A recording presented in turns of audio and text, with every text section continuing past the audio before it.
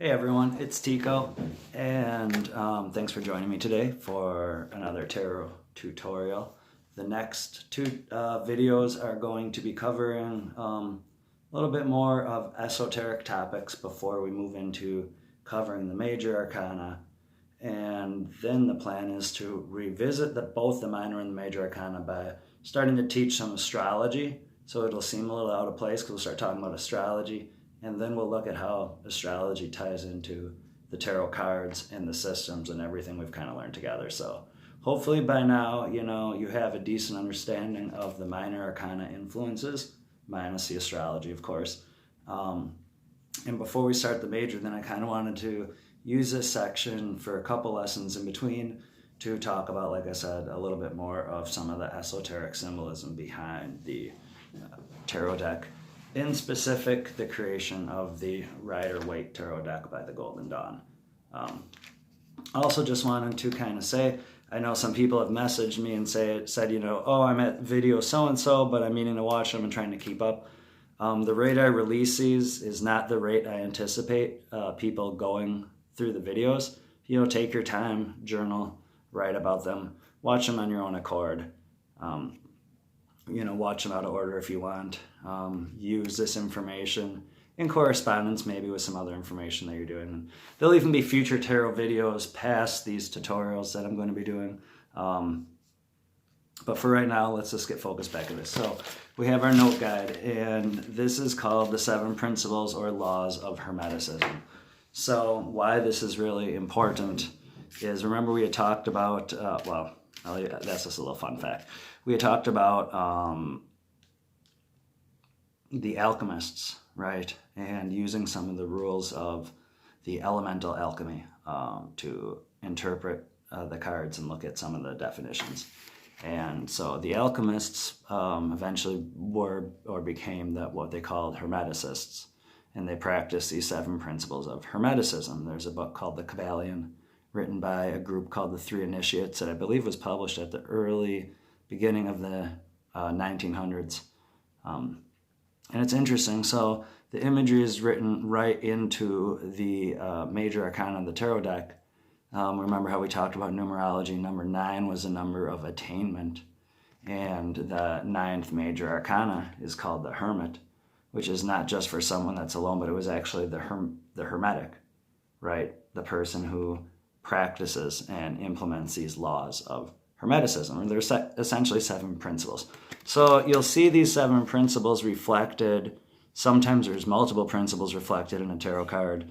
They're always going to be kind of in the background or the basis of both the major arcana, and you can find them in the minor arcana symbolism. So I won't go into a huge detail explaining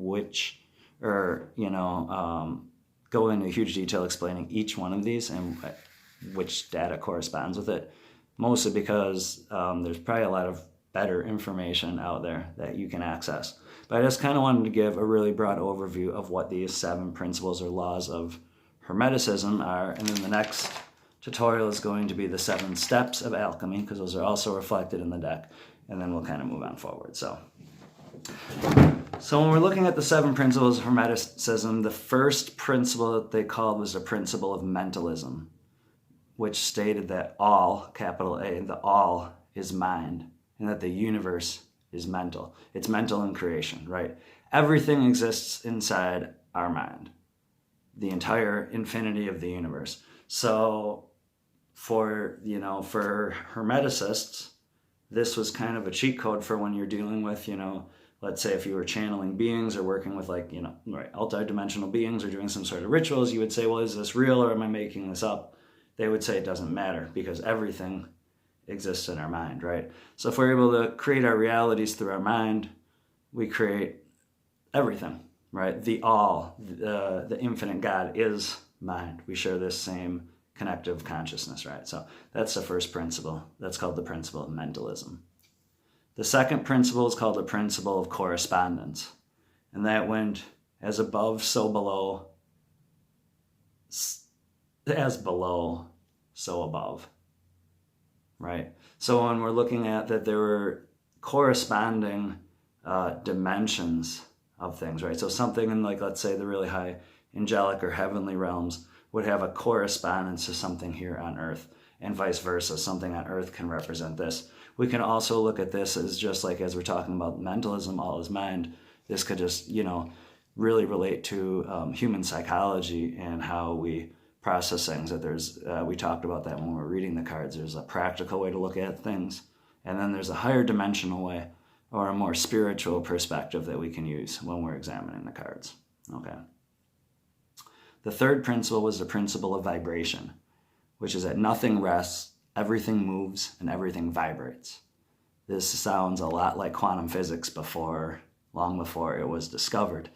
And, the process here is for the alchemist tuning into these vibrations, meaning that like every bit of matter, we could say, has its own frequency. So everything vibrates and is moving at its exact own rate. Okay? So that was the principle of vibration. The principle of polarity is that everything is dual, everything has poles, everything has a pair of opposites. Like and unlike are the same. Opposites are identical in nature, but different in degree. All truths are but half-truths, and all paradoxes may be reconciled. So this is really important too, because, when we're looking at the Hermeticisms, why did the alchemists or the Hermeticists practice these things? It was really just to make their life and their experience better, to overcome, whether it's subconscious blocks or let's say something like fear. So this would be a really great example. If you have if you're a person who is like, this is just an example, if you're, afraid to do a lot of things, have a lot of anxiety, there's also an opposite polarity where you are brave, right? And you're this and that. And so what they would do is they would tune into the vibration, the frequency of that opposite polarity they wanted to accomplish, like let's say bravery, right? And they would use that to offset or reconcile this other pole. So they would literally use these principles and apply them within their own lives and within themselves. That's the principle of polarity. The fifth principle is the principle of rhythm, which is that everything flows in and out, almost like breathing. Everything has its own tides. All things rise and fall. The pendulum swing can, manifest everything. And the measure of the swing to the right is the measure of the swing to the left. And its rhythm compensates for itself, right? So why was this effective? This was really effective. So if they understood that everything has a rhythm, and let's say, okay, we're going to make this up here. If someone was dealing with depression, right? Or if an event happens in their lives that, this pendulum swings, things were going really well at my job, now they're swinging back to, or maybe I was feeling really satisfied at my job, let's do that. And now it's swinging to really feeling unsatisfied. So they would understand that's the principle of rhythm. Then they would use the principle of polarity, right, to understand that there's still that opposite. They're both the same. Then they would use that principle of correspondence to maybe move to a higher dimension of understanding to avoid that pendulum swing altogether, which triggered those internal states, right? Because all is mind, so the whole point of practicing all this was the mastery of one's own mind. And that was the principle of rhythm. The principle of cause and effect is that every cause has an effect. Every effect has its cause. Everything happens according to these laws, the principles of Hermeticism. And chance is but a name for law not recognized for what it is. We say, oh, this happened. Oh, this came out of the blue. To the Hermeticists, no. There was a cause maybe long ago, and it's rooted in these principles. Sometimes when one goes out of balance, right, the pendulum might swing to the other, this or that. It also believes that every single event, like a thread, is kind of connected all the way through, whether it's through our mind, through the mental universe, right, through the all of the universe. And then the last principle they practiced was the principle of gender, which was not dealing with the way we think of gender, male or female physical anatomy.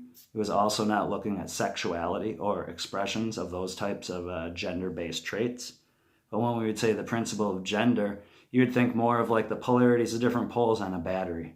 Okay, how you have your positive and negative, and it's actually, even though the negative receives, the negative is the one that, pulls, that charges the battery, makes that battery actually charge. They would say gender is in everything. Everything has masculine and feminine principles, and feminine manifests on all planes. So this is a lot of yin and yang as well. So again, thinking about an energy, it's going to have both an outgoing and a receptive. So these lessons, these 7 lessons, and I can, come back and link the Kybalion below. It's a fascinating read. There's probably many great YouTube videos, and checking out the 7 principles of Hermeticism. But this kind of gives you a really brief overview of what these principles were, and just kind of have an understanding or a background as you examine your cards, as you practice your readings, or you learn your minor or major arcana. Not only are these principles reflected in each card in the way they represent as well, but in an overall sense of a reading in general, we want to bring these principles to the questioner's awareness and talk about seeing, like if we're seeing a movement here, about how we can encourage that to swing here by using our mind to use the principle of vibration and correspondence to tie into the other polarity, because that's the cause and the effect, you see. So it's worth looking into. There's your tarot tutorial for the day. Blessings.